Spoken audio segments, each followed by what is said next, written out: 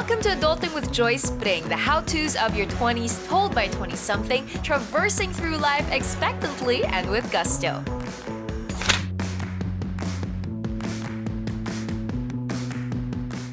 You have to constantly learn something new, right? Yes. Learn and relearn. Yes. Real learning is outside. Madiskarte in I'm Filipino. the same, yeah. Right?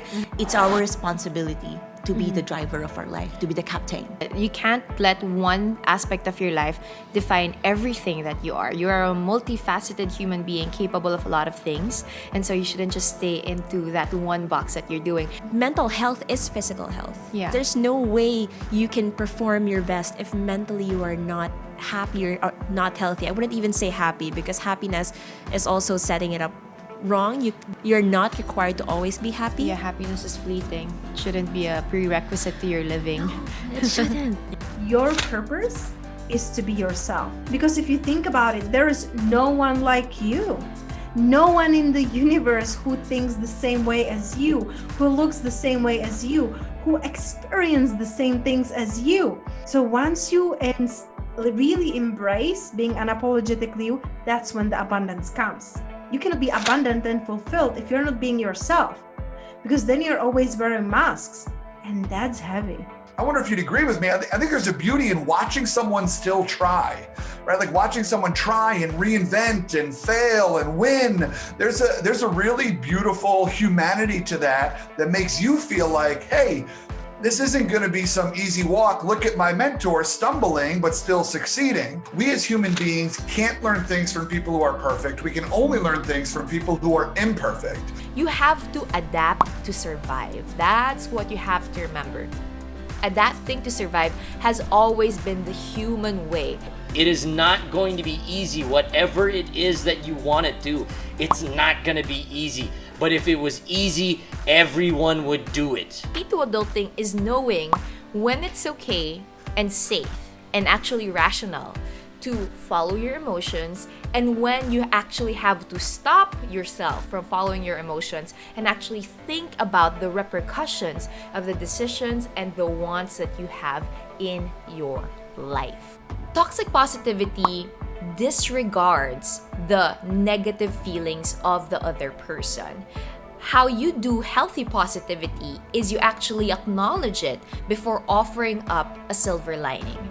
When you don't acknowledge the wrong in the situation and you just spew out positivity like it's always a good thing, you don't leave out area and spaces for the situation to actually be better. Even though not all men and women are created equal in skill set, we are all created equal in value. Yes. So whatever skill set you have, it is of individual, intrinsic, and personal value.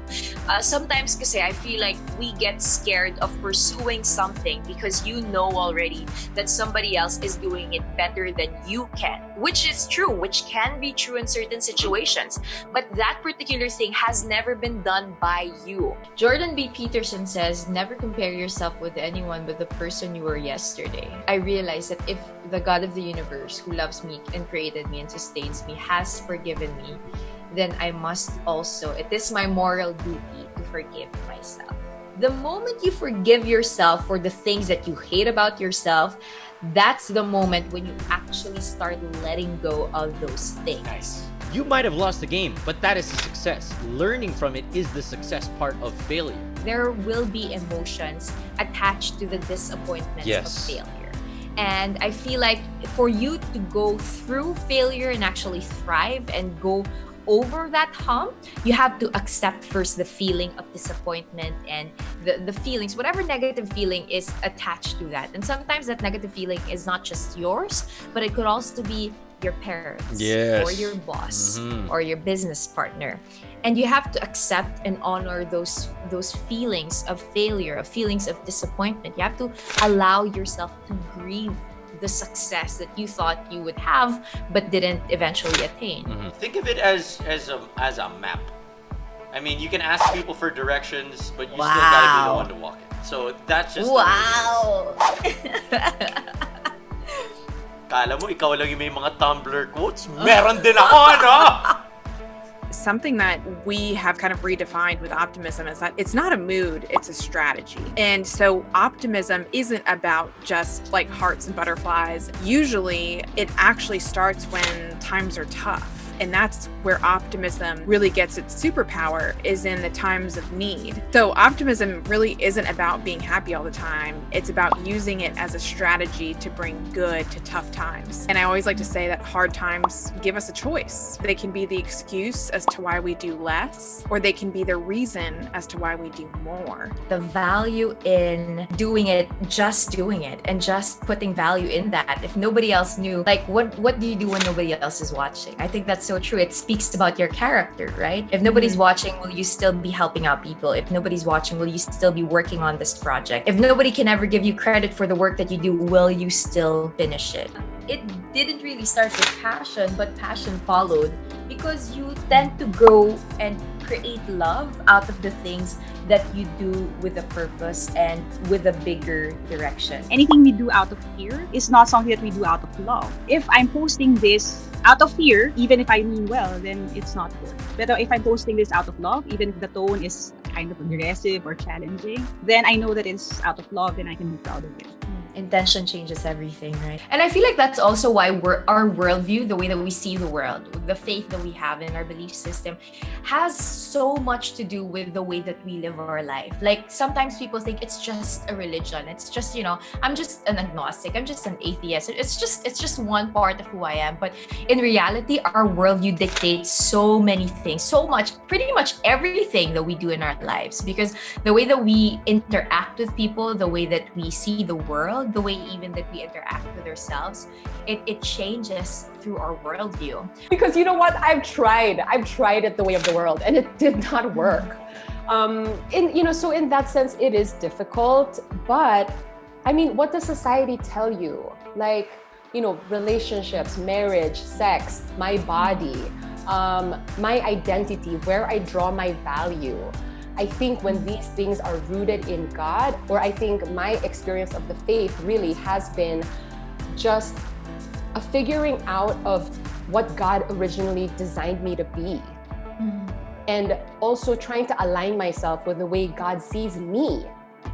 And here I was trying to get all of those things from the world. Resilience at the end of the day. You have to be a bit more resilient, which doesn't mean that you have to neglect any weakness or sadness or ill feelings or negative emotions that you have. It just means that you go past them and not let it define you or control you in the way that you carry yourself in society. Relationships are a risk, whether it's online or in person.